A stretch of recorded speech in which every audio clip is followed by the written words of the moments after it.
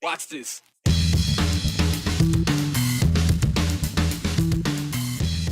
Less than 2 months ago, morgues across the state were overflowing. Some even had to bring in refrigerated trucks for overflow. Today, it's a very different and welcome sight.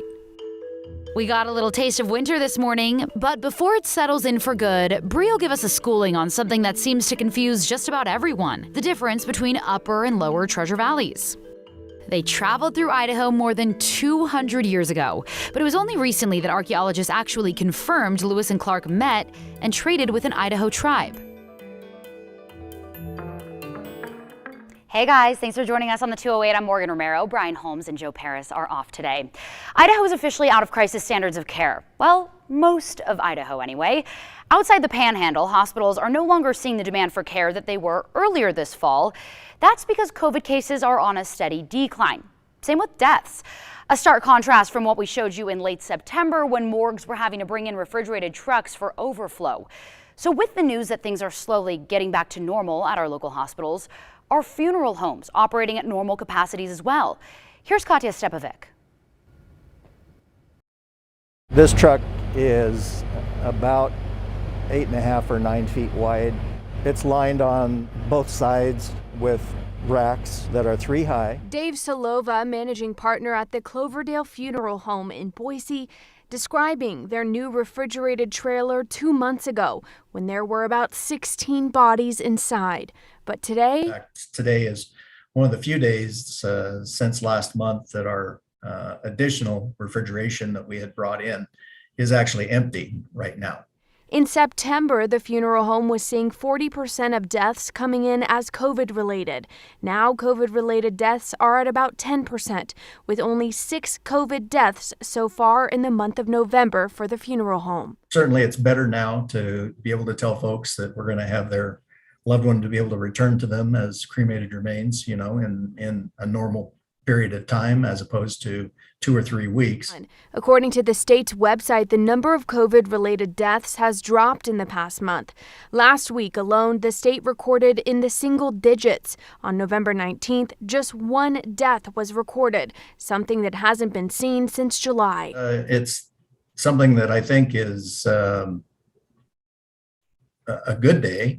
I don't think that any of us wanted to see it continue to fill and fill and fill. There's never a time that it was full. I mean, we had 15 to 20 at one time, additional people there, but it's better that it's empty. While November is shaping out to be more normal for the funeral home compared to the past several months, staff just hope it continues to get better. We went through about 60 days of unrelenting new deaths every day, multiple deaths. There were times when we were behind meeting with families, 12 or 15 families having to wait. And that's a very hard thing to do for us because we don't like families to have to wait more than a day or so. And so for our staff, it's been a good thing to kind of try to get back to normal here a little bit. This is a step in the right direction, obviously, Katya, but at what point will they no longer need the trailer? Well, that's the question, right? If the pandemic has taught us anything, it's that the future is obviously hard to predict. But to play it safe, Solova says the funeral home will hold on to the trailer for at least a few more months into springtime. Now, he says as much as they would like to say the worst is over, no one knows for sure. All right, Katya, thank you. After more than 2 months of operating in crisis standards of care, Idaho's largest hospital system says they're ready to start performing non-emergency surgeries again. This after most were delayed because hospitals had to shift resources elsewhere to deal with an influx of COVID patients. It's good news for many Idahoans because just at St. Luke's alone, that backlog of delayed surgeries and procedures sits at more than 7,000. Cutting into this backlog, as you can imagine, isn't easy.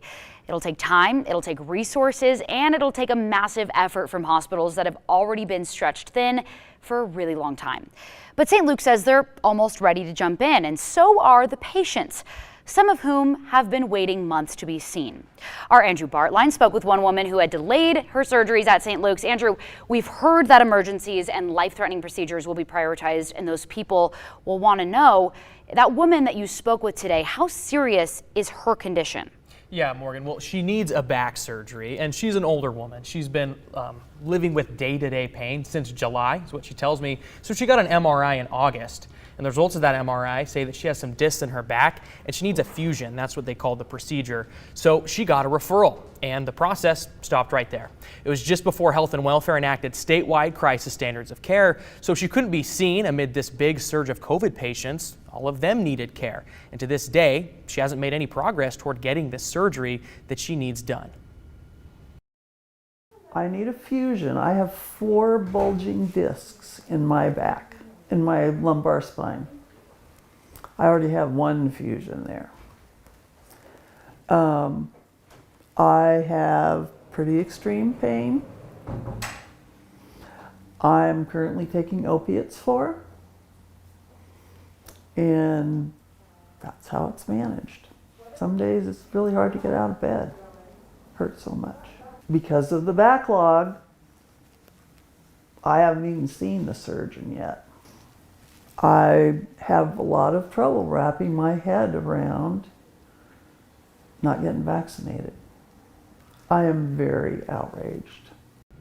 Now, Morgan, throughout crisis standards of care, there's a phrase that we kept hearing, and the term the hospital systems were using is emergent. The question is this an emergency? Right. Does it have to happen today? So in the case of Karen, I guess you could say no. I mean, she doesn't need that surgery to be done today. But it's not elective. It's not elective. She's not wanting to get this done. Yeah, it needs to be done at some point, right? Yeah. And so it's been postponed for so many months. And then now St. Luke's and other hospitals are saying, we're out of crisis standards of care. We can now start doing these services, these surgeries, these procedures, but 7,000 are backlogged. You could be seen this month, or you could be seen 6 months from now, because St. Luke's tells us under optimal conditions, if they had the extra staff, if they're working extra hours and weekends, it would take them 6 months to catch up. Well, and what we talked about earlier is people's health care was deferred, delayed, and things got worse during the pandemic because they weren't going to the doctor, because things weren't being seen. So that's a downside too. Exactly. And as we mentioned, this is why, as she said too, this is why people need to get vaccinated, mask up, protect others around them. Yep. Andrew, thank you.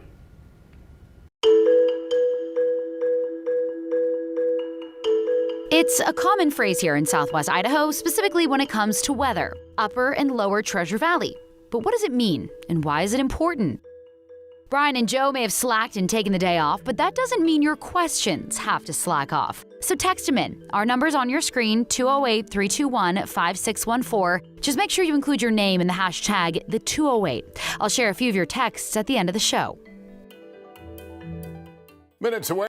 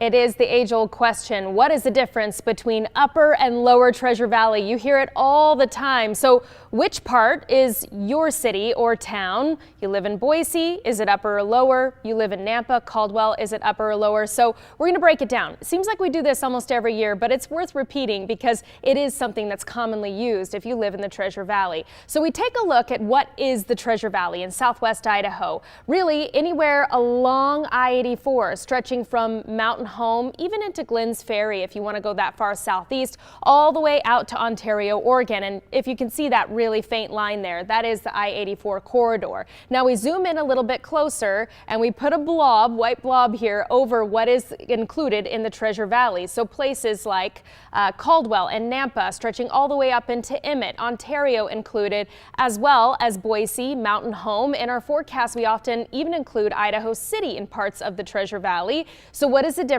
between upper and lower, and why do we call it that? The dividing line, at least what is accepted by most, is the line between Ada and Canyon counties, and you can see that denoted here. So the upper Treasure Valley is including Mountain Home, Boise, even into Meridian. Then you get into the lower Treasure Valley and you have Murphy and also into Caldwell, Nampa, Ontario. The reason why it's upper versus lower is because of elevation. So as I zoom this forward here, my graphic, this was kind of makeshift as I did it in the 4 o'clock. You would think that perhaps looking at a map thinking north and south that Ontario would be upper, but it's lower in elevation. So there's the elevation of Boise and down to the elevation of Ontario, Oregon. So upper to lower Treasure Valley, and personally the way that I remember it is if I'm looking up in elevation, I'm looking at our beautiful foothills and up towards Schaefer Butte, which is above Boise, and that would be part of your upper Treasure Valley. As always, you can find more in your weather forecast at ktvb.com. Morgan. Bree, I like that. So 600 feet of elevation difference. Can you tell with the topography? I guess I'm trying to think about that. I was really trying to zoom in on it and give you a 3D look. My maps aren't that clever. It was great. But it is. I mean, it is a drop down in elevation. But what's interesting is average snowfall for the Boise area. So thinking higher elevation, parts of the upper Treasure Valley, around 20 inches through the entire winter. Take it all the way down in elevation to Ontario, and it's only about 10 to 12 inches throughout the entire winter for average snowfall. So just a little bit of elevation change, it really does make a difference. Okay, good explainer, Bree. Thank you. Hey, anyone else wake up like a kid on Christmas morning today? I did. My cat got really excited. It was her first snow too. Our first real snowfall of the season, and although it didn't stick around very long, it was enough to get a little dusting on the ground before the rain moved in. Before that all turned into slush, you were able to capture some pretty awesome pictures. Let's take a look.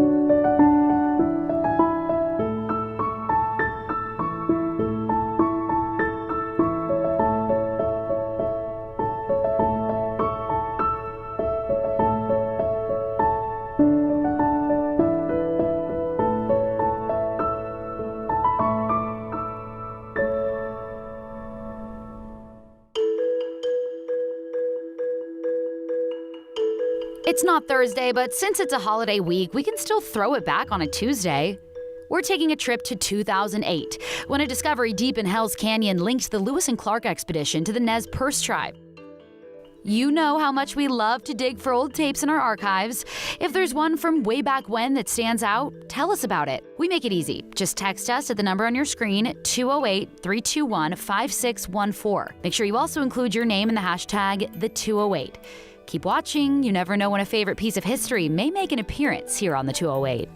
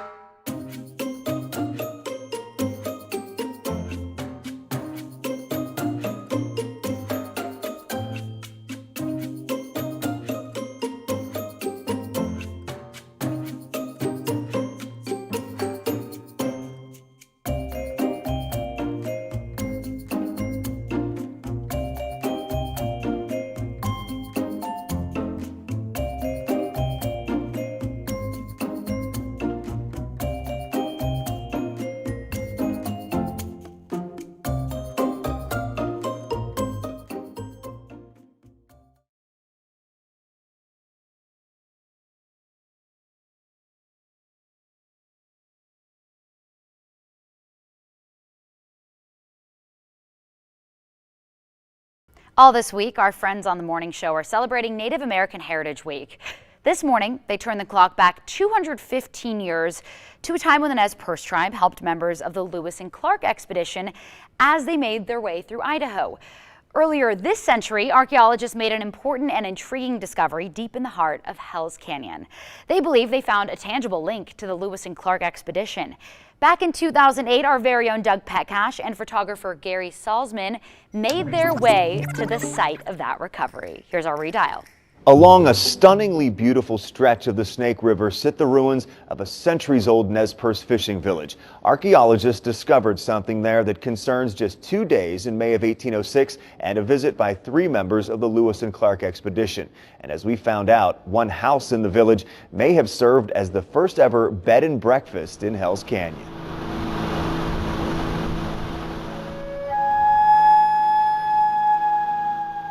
Even deeper than the Grand Canyon, Hell's Canyon, a harsh place of sheer rock walls. As you go to the south, it gets narrower and narrower and steeper.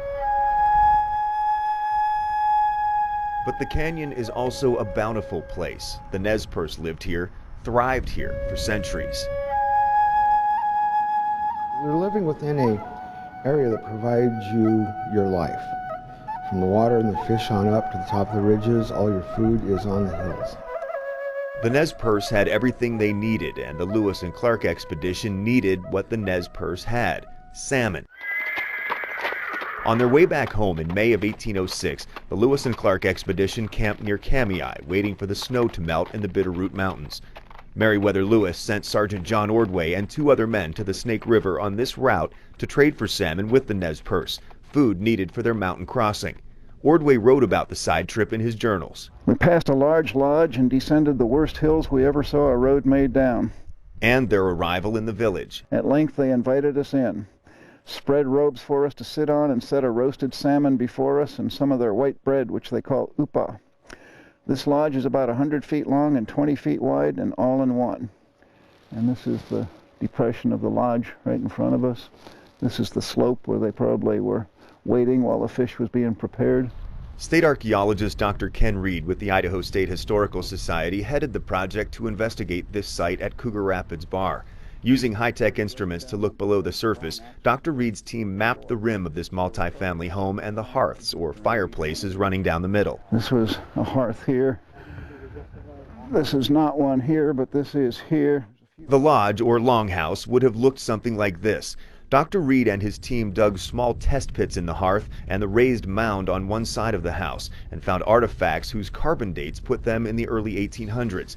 They found this half of a blue glass bead, 2 brass tacks, and a tiny arrowhead. This evidence, combined with Ordway's journal descriptions of the village, The rapid that he described is right down there by the Cochrane Islands. plus other research on the possible routes to the Snake River, make Dr. Reed very confident this is where Ordway and his men stayed 2 nights trading for salmon. And this is crucial. Dr. Reed says they know of Lewis and Clark campsites in Idaho, but nothing remains of them, no physical traces.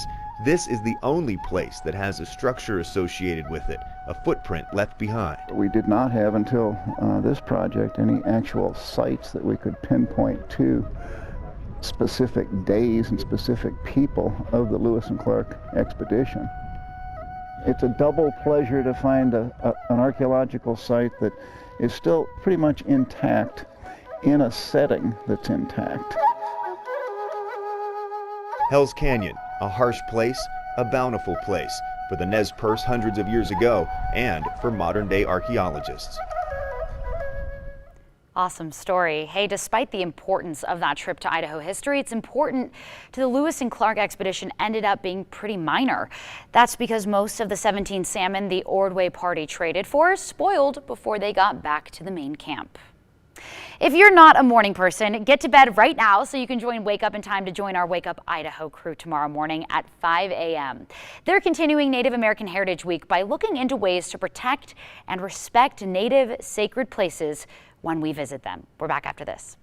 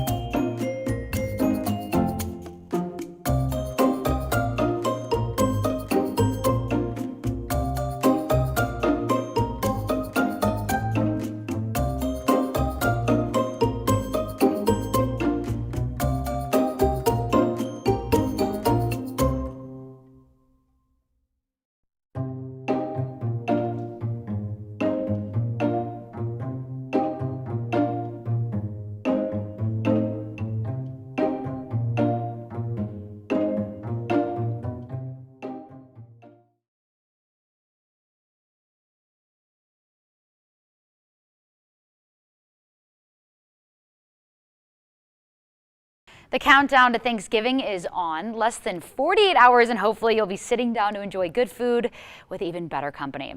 As is tradition at my house, maybe it is at yours too, we'll go around the table and share something we're thankful for. Before we pass around the stuffing and the pumpkin pie. We actually started that conversation a few days ago with kiddos over at Greenhurst Elementary School in Nampa. We've shared some of their responses with you over the last few days, but they just had so much to say, so much insightful kid wisdom that we're bringing them back again today. Thanksgiving, what are you thankful for Thanksgiving?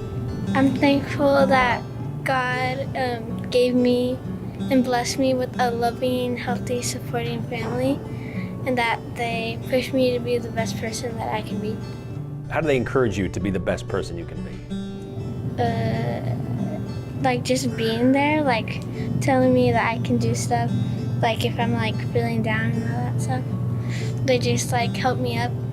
I'm thankful for my friend Stella. I'm thankful for my toys. What do you like about Stella? Stella's helped me, and we play together and other stuff like that. My friends. Who's your friend? All of my friends. All of them? That's awesome. What do you like about your friends? They're nice. I'm thankful for my family, the community around me, my pets. Thankful for my family and my daddy. Why are you thankful for your daddy? Because he plays me a lot. That's awesome. What do you guys play? We play Legos and games too. That's very cool. And my best friend Olivia. Olivia's cool. Why are you thankful for Olivia? Because whenever I'm sad, she will always try to make me happy. That's awesome. That's what friends are for. Yeah. That's a good reason to be thankful.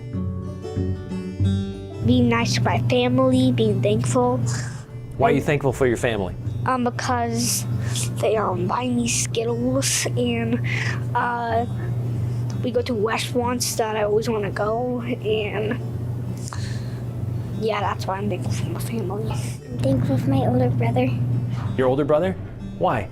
Because I can play with him, and he doesn't really cry when we wrestle. That's good. What's the best part of having brother and sisters? They look up for you and they're nice to you. Most of the time. Most of the time, yeah. Hey Melba, have a happy Thanksgiving. Okay. Thanks. I love hearing kids' takes on holidays. We need that right now more than ever. We asked you throughout the show to send in some of your comments, some of your questions, some of your concerns, like who's this chick doing the news? So let's take a look at some of those.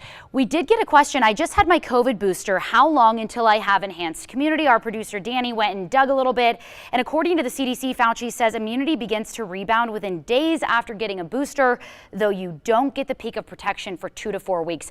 Early data suggests that those aren't just a topping off on your immunity level, that they could in fact be more effective. So really, really important to get your booster, especially before gathering with family and friends for Thanksgiving. We also got, if you were born in the Treasure Valley, you would know the difference between Upper and Lower Treasure Valley. Rick, thank you for sending that one in. I will say, I didn't know the difference. I think there's a lot of people out there that didn't know the difference. Grateful for Bree's reporting. Hope Brian and Joe catch all those Black Friday deals on blazers, ties, and beard grooming equipment. Me too.